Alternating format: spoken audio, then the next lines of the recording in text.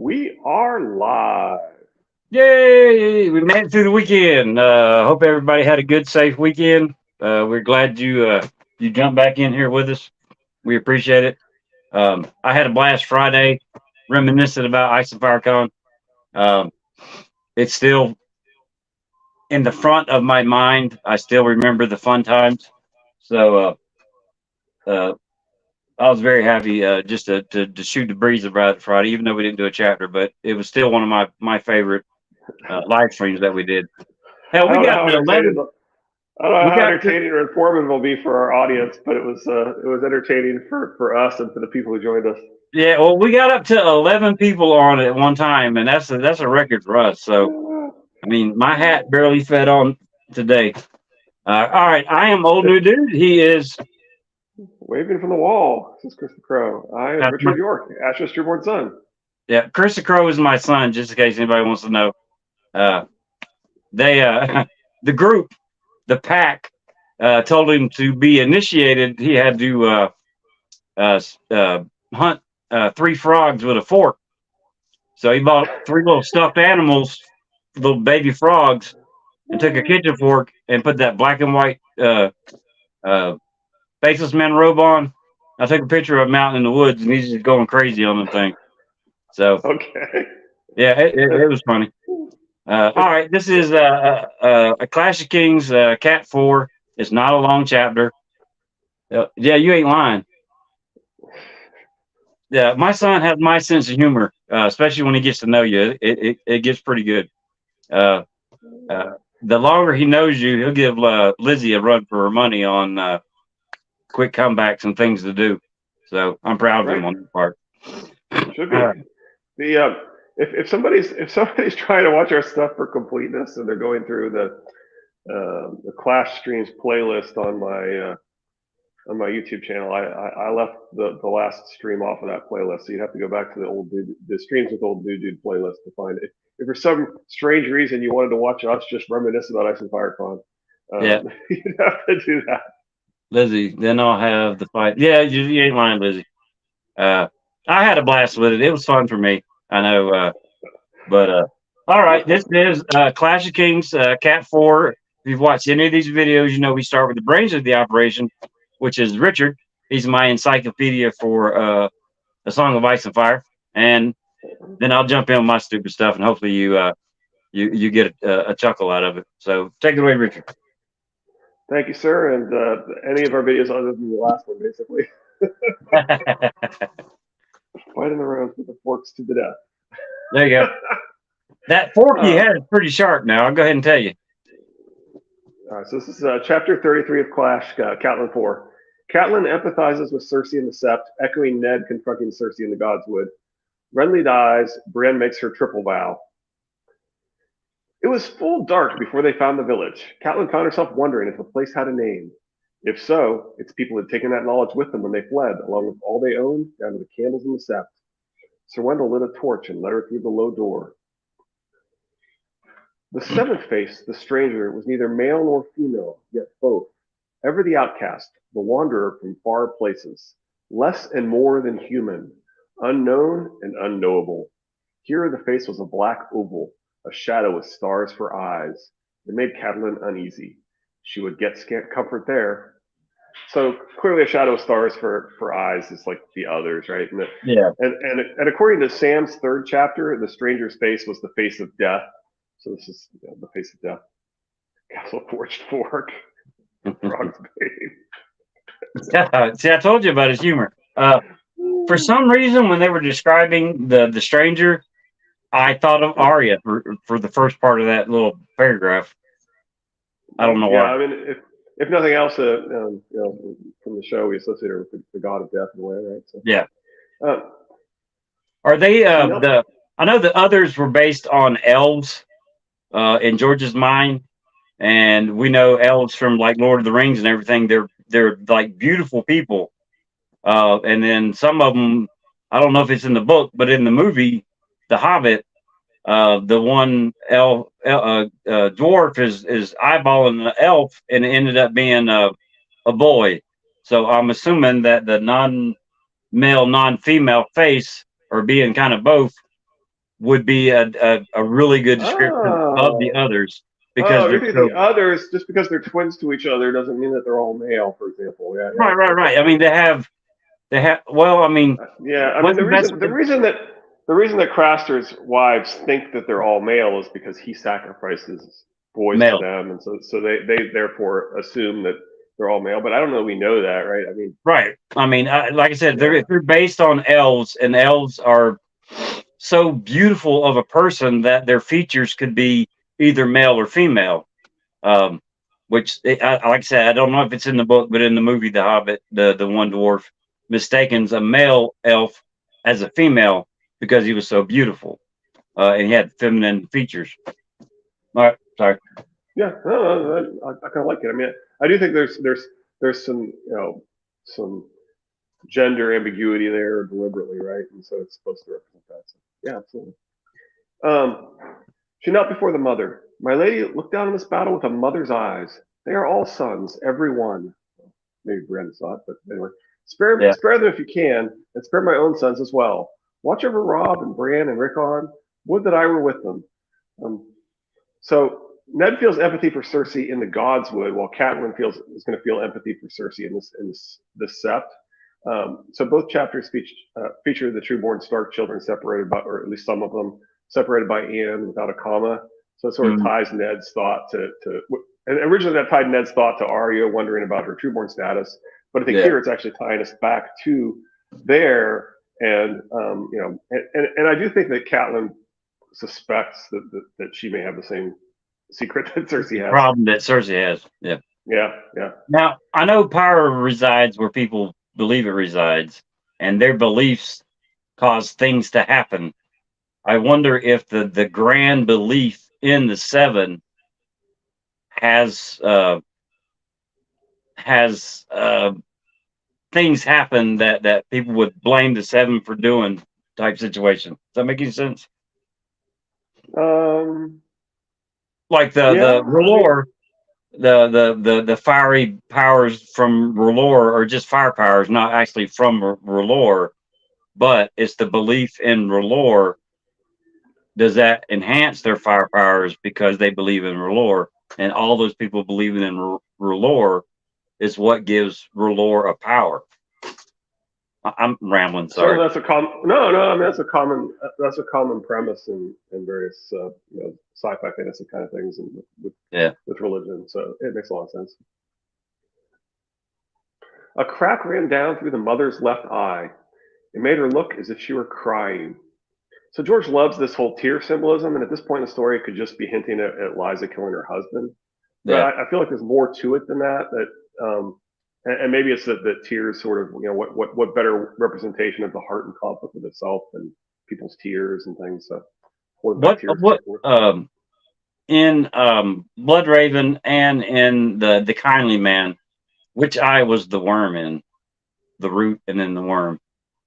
Yeah, I couldn't tell you off Was the top it of my head. left? I have to look at it and I see know if this she is. I know. reference. Getting back to Ice of Firecon real quick. Lady Thistle dressed up in the black and white robes with Oh faces yeah, spin. yeah, She had yeah, a skull yeah, mask on and a gummy worm in the yeah. eye. I saw her do it a few times because she was Yeah. kind of practicing with it Uh, in the it was cabin freaking. before we walked over Yeah. there. I didn't mention it Friday. It was freaking hilarious. So I figured I'd give it a shout Yeah, out it looked today. really good. Yeah, Yeah. absolutely. It was genius. Go ahead. Did your old gods ever answer you, Ned? She wondered when you knelt before your heart tree. Did they hear you? So whether you consider the old gods to be Bran or Bloodraven or a hive mind of all the green seers, they did hear. Yeah. There's something there because when Ned goes to the Godswood at King's Landing, even though they don't have a heart tree, his leg hurt less. There was something there easing the pain of his leg. Whether it was all mental or chances are it was something, whether it was Bran or Yeah, the old yeah, gods or yeah, there's something yeah, there. absolutely. Flickering torchlight danced across the walls, making the faces seem half alive, twisting them, changing them. The statues in the great steps of the cities wore the faces the stonemasons had given them, but these charcoal scratchings were so crude they might be anyone.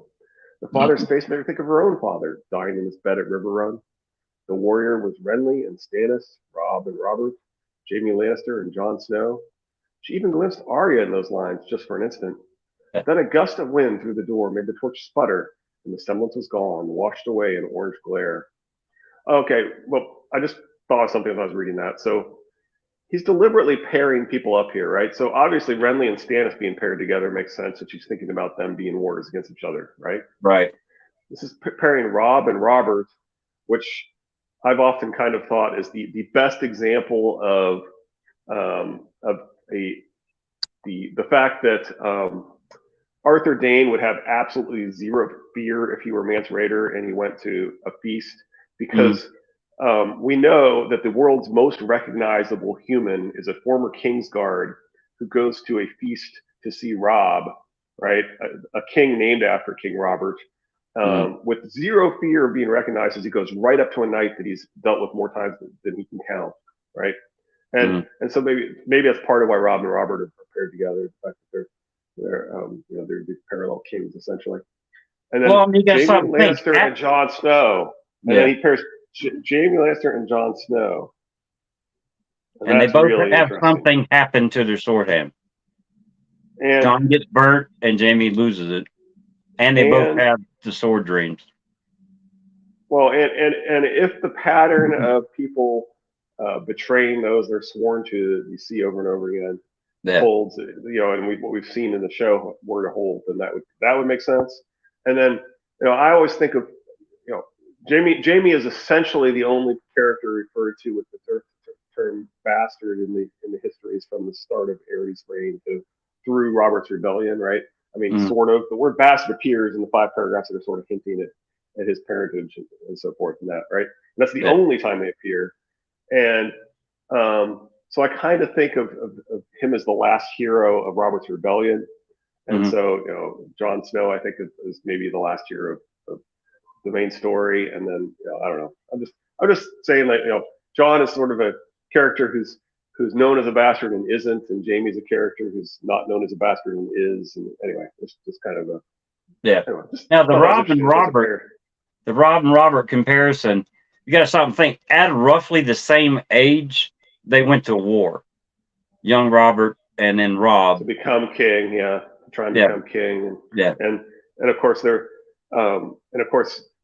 Robert becomes king because Ned takes his second wife in his marriage alliance, and Robb fails to become king largely because he doesn't set aside his first wife for his powerful Riverlands Lord of Marriage alliance, right?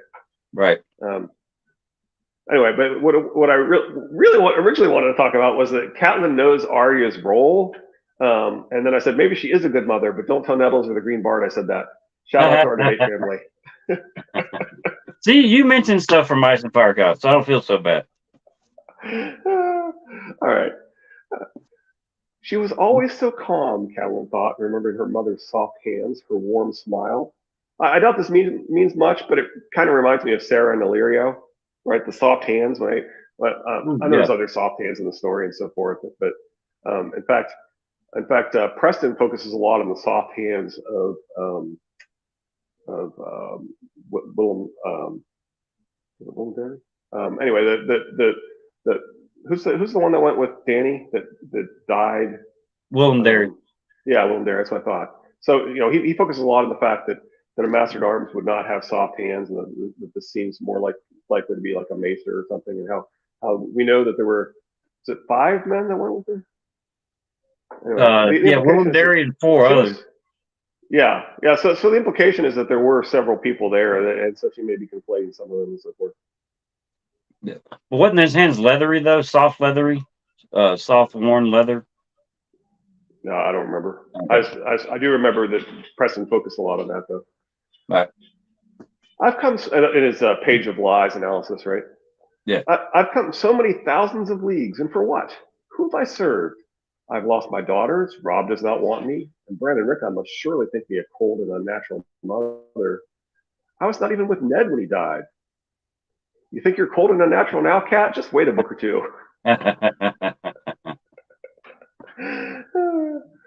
Catelyn had not eaten today. Perhaps that had been unwise. She told herself that there had been no time, but the truth was that food had lost its savor in a world without Ned. When they took his head off, they killed me too. So Catelyn seems depressed. This really sounds like depression, and Not that I'm an expert or anything, but I had a bit of an epiphany a long time ago about depression and mental health, and I kind of like to share it because I think it's kind of important for at least it meant something to me, and it might mean something to somebody else. Um, so the depression completely changes the chemistry of the body. Like your cholesterol changes. It's massive physical changes. It becomes a physical problem, literally altering your blood work. And depression is usually caused by the loss of a relationship that was not entirely within your control.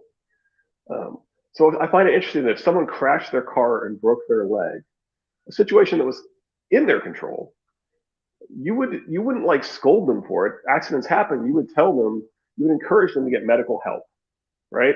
Yeah. And you should do the same for anyone who recently lost a relationship. Depression and other mental health issues physically alter the human body, and your loved ones need help. Anyway, enough of my serious public service announcements. Back to our regular scheduled silliness. Yeah. Well, I mean, there are a lot of people, Order Greenham, for one, will point out that Cat didn't love Ned, but she tells us over and over again in the story how much Ned meant to her. So, oh yeah, yeah, I don't buy that at all. Yeah, no. Behind her, the torch spit, and suddenly it seemed to her that it was her sister's face on the wall, though the eyes were harder than she recalled. Not Lysa's eyes, but Circe's. Circe's a mother too.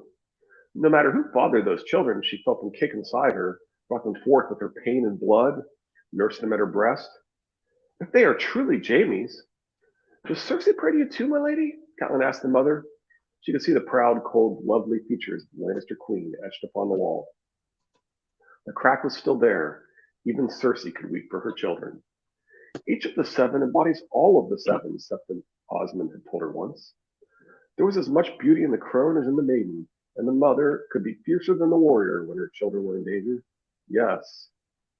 She'd seen enough of Robert Baratheon and Winterfell to know that the king did not regard Joffrey with any great warmth.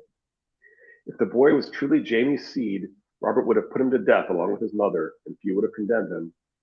Bastards were common enough, but incest was a monstrous sin to both old gods and new, and the children of such wickedness were named abominations in Sept and Godswood alike. The Dragon Kings had wed brother to sister, but they were the blood of old Valyria, where such practices had been common, and like their dragons, the Targaryens answered to neither gods nor men. Ned must have known, and Lord Arryn before him. Small wonder that the queen had killed them both. Would I do any less for my own? Catelyn clenched her hands, feeling the tightness in her scarred fingers where the assassin's steel had cut the bone as she fought to save her son. Bran knows, too, she whispered, lowering her head. Gods be good. He must have seen something, heard something. That was why they tried to kill him in his bed. Characters are often wrong. Okay, what do we got here?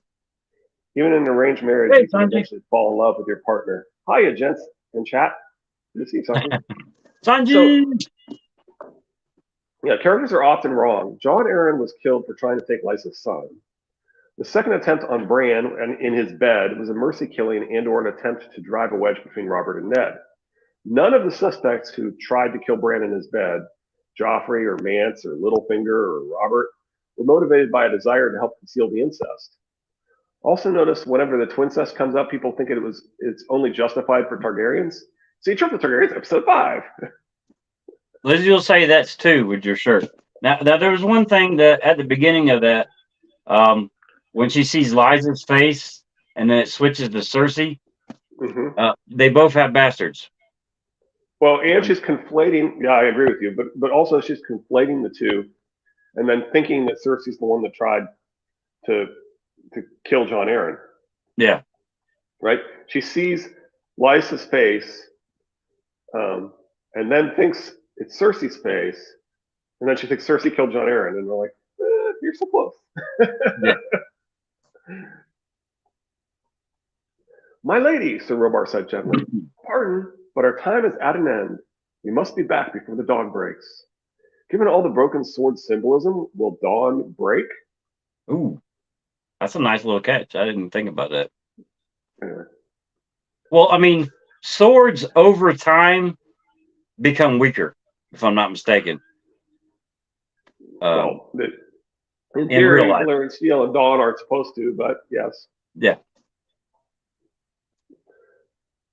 there was a big discussion of Dawn as being the recipe for Lightbringer being a recipe for Dawn or or for Valyrian Steel, and I don't know that people were actually disagreeing so much as debating whether that I don't know. I kind of think one of the ideas might be that Dawn is a willing sacrifice and Lightbringer is a willing sacrifice, but that Valyrian Steel um,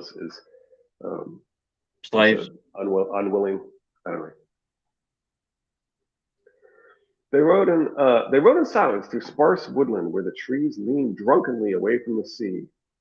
So drunken trees sound like corruption and shade of the evening. So shout out to All Hail the Night Queen and her corrupted weirwood theory. Mhm. I pointed you to Amy Blackfire's YouTube channel. It's the best presentation of that theory. But All Hail the Night Queen also has her own channel where she has a little more original take on that. Was where it first came out. Something that's new for me ever since Ice and Fire Con.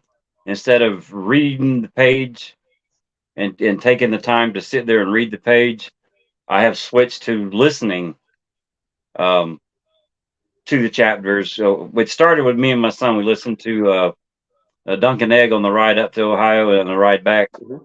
and we got halfway through the third book when we finally made it home.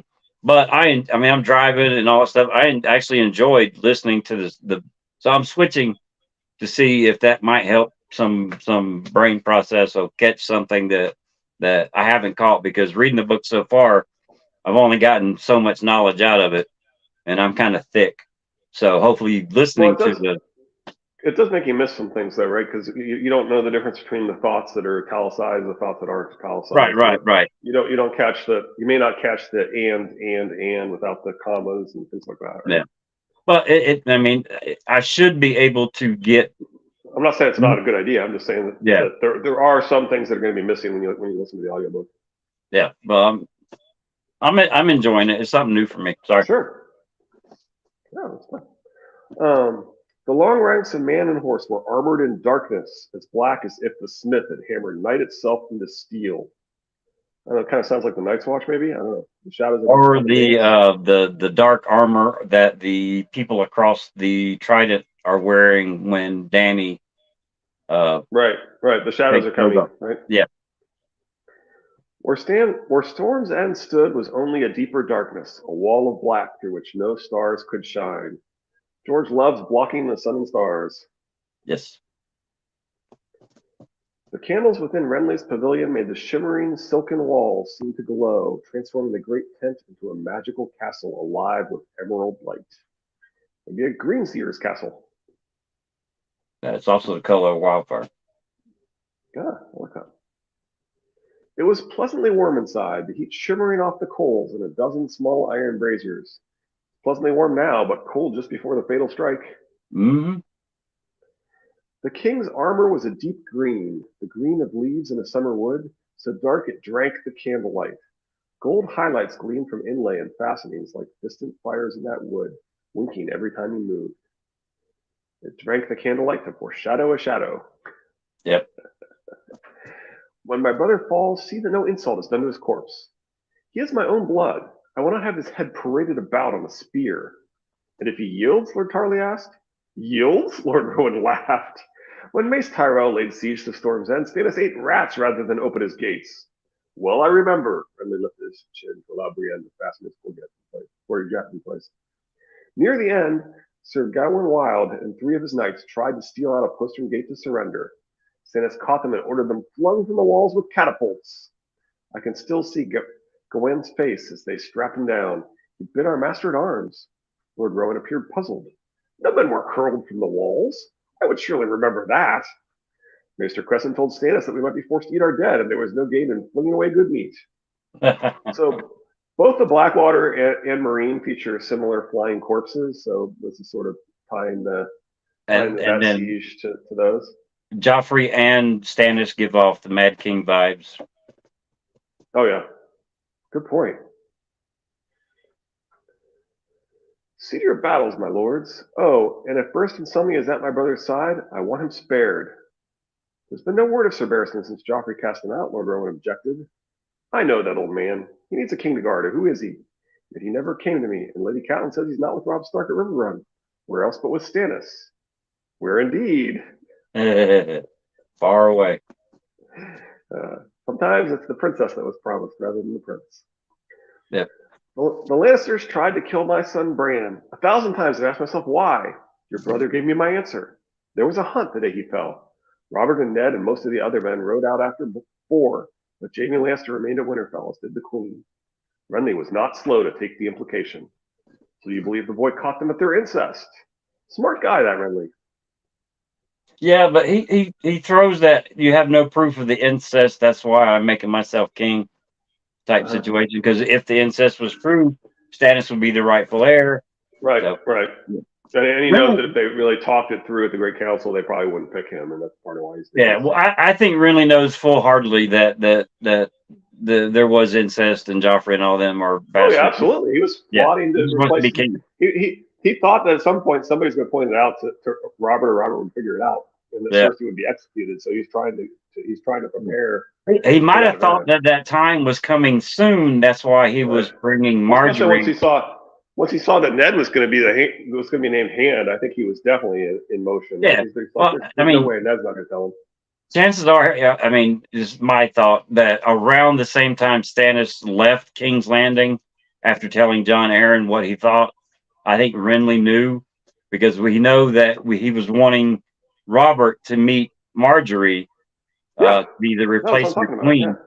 So I'm assuming Renly thought that, hey, he's going to kill these kids, and eventually somebody's going to tell him. And now that Ned's been now it looks like he's naming Ned. I'm definitely getting ready, right? Yeah.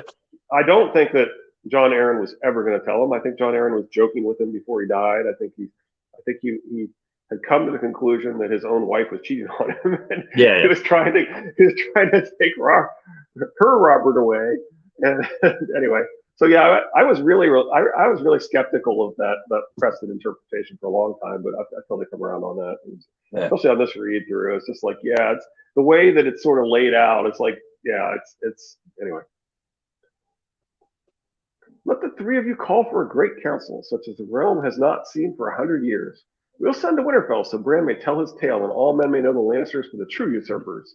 Let the assembled lords of the Seven Kingdoms choose who shall rule them. Renly laughed. Tell me, my lady, do direwolves vote on who should lead the pack? And yes, pack animals do essentially vote, but whatever. Mm-hmm. I beg you in the name of the mother, Catelyn began when a sudden gust of wind flung open the door of the tent. She thought she glimpsed movement. When she turned her head, it was only the king's shadow shifting against the silken walls. She heard Renly begin a jest, his shadow moving, lifting its sword, black on green, candles guttering, shivering. Something was queer, wrong. And then she saw Renly's sword still in its scabbard, sheathed still, but the shadow sword. Cold, said Renly in a small, puzzled voice. A heartbeat before the seal of his gorget parted like cheesecloth beneath the shadow of a blade that was not there. He had time to make a small, thick gasp before the blood came gushing out of his throat. No! Cried Brienne. Brienne the Blue, when she saw the evil flow, sounding as scared as any little girl. The king stumbled into her arms, a sheet of blood creeping down the front of his armor, a dark red tide that drowned his green and gold. More candles guttered out. Renly tried to speak, but he was choking on his own blood. His legs collapsed, and only Brienne's strength held him up. She threw back her head and screamed, wordless in her anguish. Sounds like a Nissa cry. Mm-hmm. On the ground, Renly's head rolled sickeningly to one side, and a second mouth yawned wide, the blood coming from him now in slow pulses. A mouth of blood, LOL would call that the weirwood stigmata. Sir Robar had hung back, uncertain, but now he was reaching for his hilt. Robar, no, listen! Catelyn seized his arm. You do her wrong. It was not her. Help her. Hear me. It was Stannis. The name was on her lips before she could think how it got there, but as she said it, she knew that it was true. I swear it. You know me. It was Stannis killed him. So this seems like divine inspiration. Yes, it does. Or maybe divine intervention. Yeah. The young Rainbow Knight stared at this madwoman with pale and frightened eyes. Stannis? How? I do not know. Sorcery. Some dark magic. There was a shadow. A shadow. Her own voice sounded wild and praise to her, but the words poured out in a rush as the blades continued to clash behind her. A shadow with a sword. I swear it. I saw. Are you blind? The girl loved him. Help her. She's innocent, Robar. You have my word. On my husband's grave, and my honor as a Stark. That resolved him. I will hold them, Sir Robar said. Get her away. When the man he loves is taken, Loras kills innocent guards, just as Jaime does. See Triplet Targaryens, Episode 6. This way, Catelyn urged, and slowly. We must not run, or they will ask why. Walk easy, as if nothing were amiss. Arya would be proud. There you go. Before we get too far, and I freaking forget the thought, I think I've said this before. I wonder if there's a possible way to defeat the shadow, like putting a torch into it type situation, Yeah. or I Dawn. don't know. I don't know if we have any clues as to what that would be, but sure. Yeah, I mean, it can't be all powerful. It's got to have a weakness. Well, I mean, one of the biggest weaknesses is the completely drained Stannis, right? He can only do Yeah. he's done it twice, and it's aged in like 10 years or something. Right, And but she can make another shadow specifically baby. says, Go ahead. Mel specifically says a third time would probably kill him. Yeah, well, I mean, she can make another shadow baby with Davos. I mean, she can make shadow babies. All war would be over. So it's always interesting that she acts like King's blood is so essential, and she's like, Davos would work. Yeah. Well, I mean, everybody. I mean, there's two trains of thought on King's blood. Is it Targaryen blood or is it Garth Greenhand's blood? And, yeah, no, I mean that's certainly the Greenhand argument. Yeah. The truth is that after 1,000 years in a continent, the statistics are such that everybody's descended from everybody. Yeah. You have 100% overlap in all your ancestors over 1,000 years ago. If you're So we're in the same continent as somebody else, and so they're all King's blood. Yep. Your cousin Richard. Yeah, absolutely. Others stood in small groups and spoke in low voices. So he just likes to do that, right? He just likes to, especially start sentences with the word others. And anyway, I haven't looked to see how many times he uses the word others in the story, but I will. Yeah, it's probably disproportionate to other literature. Yeah. To other literature. Anyway. I see what you did there. Yeah. The night fires had burned low, and as the east began to lighten, the immense mass of Storm's End emerged like a dream of stone. Does it say wild wisps in the book? Wild wisps of pale mist. What I should be a little bit or something, but whatever. Wild wisps of pale mist raced across the field, flying from the sun on wings of wind. Morning ghosts, she had heard old Nan call them once. Spirits returning to their graves, and Renly one of them now, gone like his brother Robert, like her own dear Ned. I wonder if the night fires had burned low. I wonder if the night fires had been strong, whether the shadow would have been able to enter. Sorry, I'm reading Lee Thistle's thing. Okay. It's about belief. He has king's blood because he's the hand, and people believe he has kingly power. We talked about this in book club recently. Yeah, I could get that. That's what I think, at least. Oh well, yeah. I get that, right? He's exerting power, the power of a king, so therefore his blood has the same kind of power. And we never did actually. I don't think we ever did highlight Chris the Crow's like Aragorn's King's Sword when we talk about Dawn potentially breaking. I've been away from my keyboards, but I know that's 3. I held up the fingers for you. I got your back, Lizzie. Old Nan knows things anyway. I like even if the very first time we hear of her, she's saying things that are completely false. So she's in like the second paragraph of Bran's, chapter 1 of Game. And the things she says there are just basically, xenophobic, racist kind of things. But so I don't. People say, "Oh, anything old Nan says is right." I'm like, no, not so much. But she does know some things. Yeah. I never held him, but what's that? Lady Weber. Oh yeah, absolutely. That would be interesting to see what they do with the TV show when it gets there. If there's any hints, if they ever get to the point where they actually have Dunk kissing old Nan with her dyed hair, it'll be interesting to see if they do that, if they bring her back and dye her hair. Anyway, I never held him, but as he died, Brienne said quietly as they walked through the spreading chaos. Her voice sounded as if she might break at any instant. He was laughing one moment, and suddenly the blood was everywhere. My lady, I do not understand. Did you see? Did you? I saw a shadow. I thought it was Renly's shadow at first, but it was his brother's. Lord Stannis? I felt him. It makes no sense, I know. It made sense enough for Brienne. I will kill him, the tall, homely girl declared. With my lord's own sword. I will kill him. I swear it. I swear it. I swear it. The triple vow, but I still think Devon or Davos fit the pattern better. It's always Yeah. someone sworn to the individual who betrays them, and really Brienne should be taking out Catelyn rather or Lady Snowheart rather than Stannis. Although I do have to say that if she did take out Stannis, it would make his whole statement that he will go to his grave thinking of his brother's peach more impactful. Right. But, Because I mean, Brienne will be telling them, "This is why I'm killing you," and it automatically make him think of Renly. Right. And so having him actually think of his brother's peach as he dies works better if it's Brienne. Yeah. But it really fits the pattern of the books better if it's either Devon or Davos, one of the Seaworths. I have to apparently enunciate that, or Nettles will tell me that I said C words. But anyway. Well, I mean, if Stannis burns Shireen, I could see Davos killing him. Yeah. Or killing him to try and save Shireen, whether or not he's successful in saving her. Yeah. Where gray men had set gray horses armed with shadow spears, the points of 10,000 lances now glinted silverly cold. And on the myriad flapping banners, Catelyn saw the blush of red and pink and orange, the richness of blues and browns, the blaze of gold and yellow, all the power of Storm's End and Highgarden, the power that had been Renly's an hour ago.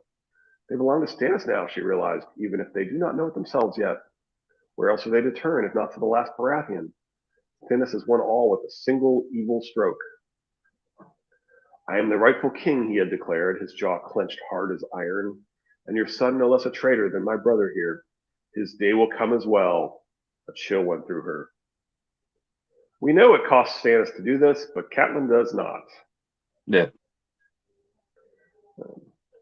Up next is Jon Ford, Dragonglass buried at the Fist of the First Men. Mm-hmm. But one thing I did notice there was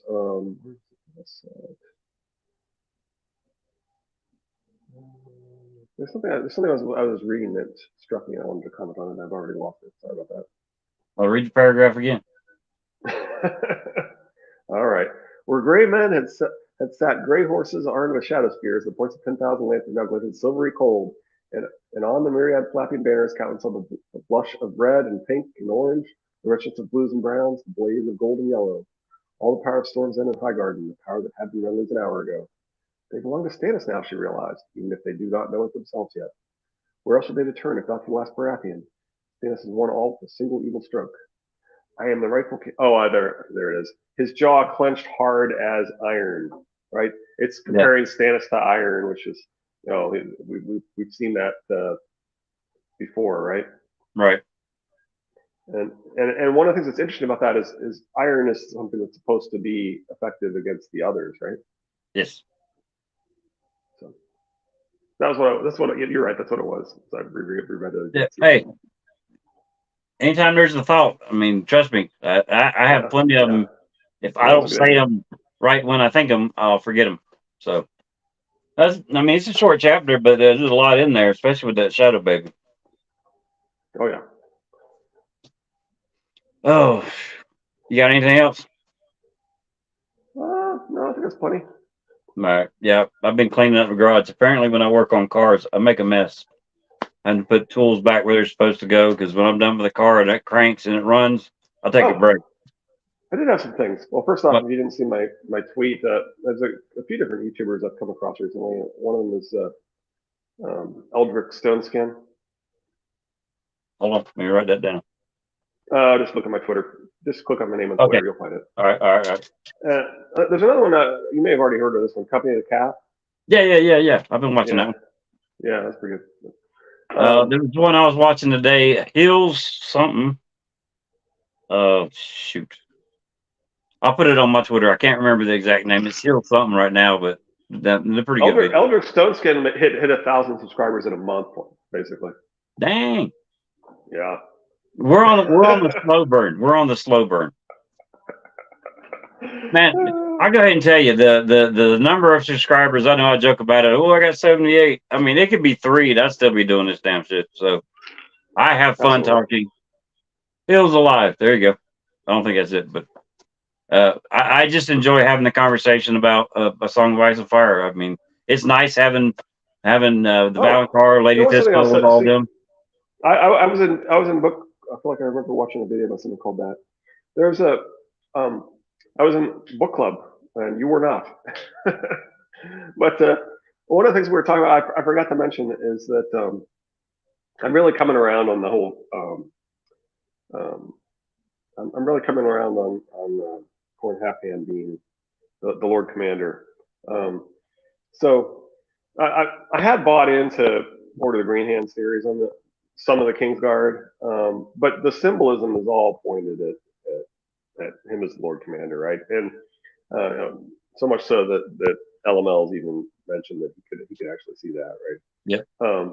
Which And so I leaves should trust the Foreman's symbolism. identity all open for Lord willing us. Right, right. Yeah, I mean, I kind of was buying their logic. Their logic was basically that it's this Minotaur with the syllables backwards, right? And so Yeah, his name really is saying Bull Man instead of Man Bull, basically. yeah, Um, so I'm kind of buying that logic, but yeah, given how much that, and then that, I mean, he adds the whole story of Ulmer of the Kingswood taking off half the hand of the Lord Commander yep, later on in the story. So it's as if he's gone back and said, no, no, it was definitely Cord, right? Like yeah, maybe he hadn't made up his mind, but then, and I get the Order of the Green Hands argument is that if you took off half the hand of one of the Kingsguard, you would lie and claim it was the Lord Commander. But yeah, then on top of that, you've got the fact that the specific clue about his accent is the whole Lord thing, right? That John keeps calling him Lord, and so Lord being the Lord Commander of the Kingsguard. Yes, the yep, symbolism of the Shrewd Eyes says he's the Kingsguard and former brother of Arthur Dane and so forth, but it makes more sense, yeah. If the word Lord is in fact tying him to the Lord Commander, right? So yeah. then you've got the word games that George likes to play with his hints, and yeah. And he always So gives the I'm clues. I'm fully on board now. Yeah. Well, he generally will give the clue to something that you read chapters later, if not a book later or 2 books later. Right, right. And this is part of why I'm completely sold on Ashara being Quaith, because he literally ties the shadow to her twice, right? He keeps Yeah, tying the word shadow to Ashara, and so he likes those little hints, tying the word Lord to the Lord Commander, tying the word shadow to Quaith to the yeah, shadow, right? I mean, I I yeah. I I, I should have trusted the symbolism. I'm sure Lizzie would. She may even count that as 4. But anyway. Yeah. That's very good. I'm sorry I missed book club. I'll go ahead and tell you, I started working on that car Tuesday, uh, and stripped 2 bolts. One was stripped already. That's why I had to take it off. Stripped another one because the damn thing wouldn't come out. And what I should have done, because I came back Monday, I was tired. I should have never touched the car Tuesday. I should have rested like I had planned, and then hopefully I wouldn't have made all the mistakes. But working on that car Tuesday, Wednesday, Thursday, Friday, I was done. I mean, I had nothing left. I was zombie mode putting that shit back together on Friday, and crunk it up. Everything's nice, tight, no leaks. So yay me! And I'm not a Good job. mechanic. I have to watch a YouTube video or just sit there and try to brain think it out. But Yeah, it that's is what good. it is. Car's running. I'm happy. Now I got a valve cover gasket for my mother-in-law's car, a valve cover gasket for my wife's car, front brakes on my truck, back brakes on my wife's car, and now I got a squeak in the belt. I don't know if it's one of the pulleys or not on the Ford. So I got a bunch of stuff to do, and I'm not looking forward to it. But that's what I'm going to be listening to the A Song of Ice and Fire while I'm in the garage. That way I can keep my hands and my face going doing something else, but I can still hear the story. But all right, that was pretty good. Little good chapter. Yeah, I enjoyed it. John 4. I mean, this is the as first man. popular as John is, he's got the same amount of chapters that Sansa and Cat have. Yep. up till now, and it's still Tyrion and Arya at what 8, something like that. Oh, and this is Tyrion's book, basically, right? Yeah. Well, I mean, Arya gets some time too, but yeah. Yeah. All right. Yeah, and We, in the next one too. yeah, She's kind of a big star in these two books. This yeah. She's a second, third big book. star in my mind too. I mean, I think Oh, there's. of course. Oh yeah. I mean, without a doubt, my top 5 favorite persons in the book and in the TV show is Arya, without a doubt. All right, we will see y'all Wednesday, same bat time, same bat channel. I have been Old New Dude. He has been. Richard York, Asher's two-born son. All right, quick shout out to Lady Thistle, Lizzie, Krista Crow, Sanji, the Valencar, James Martin. I know I'm forgetting somebody. There was one that was last week. I can't remember what it was when they came in, but I'll give them a shout out in the comments. Then, all right, y'all take it easy. We will see y'all Wednesday and have a good day. Bye, Richard. That's good. Bye.